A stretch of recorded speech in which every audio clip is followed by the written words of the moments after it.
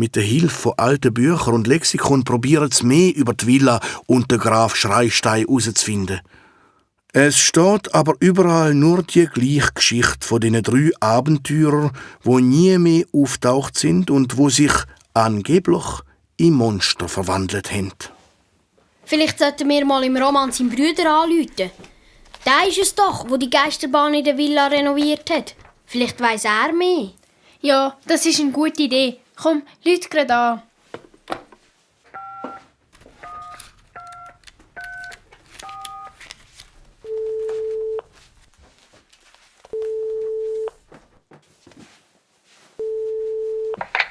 Crazy Disco Dieter.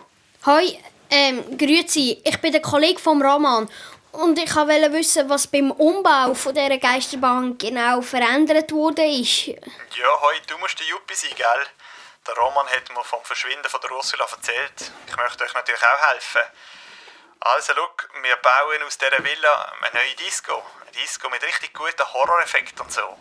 Hilft dir das? Musst du sonst noch etwas wissen? Wissen Sie, was mit dem Graf Schreistein passiert ist? Nein, das weiss niemand. Die Villa ist vor längerer Zeit aufgebrochen worden. Vom Graf hat aber jede Spur gefehlt. Mehr weiss ich leider nicht, aber wenn du weitere Fragen hast, kannst du mir jederzeit anrufen, gell? Danke, Ade.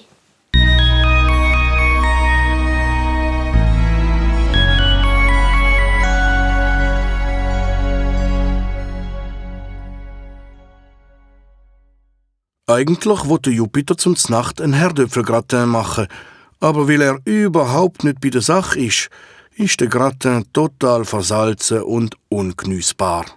Komm, mein Sohn, ich lade dich auf eine Pizza ein. Schlägt darum am Jupiter sein Papi vor. Der Jupiter ist natürlich sofort einverstanden. Beim Znacht erzählt er seinem Vater alles, was er und seine Gruselclub-Freunde erlebt haben. Der Professor Katz runzelt die Stirne.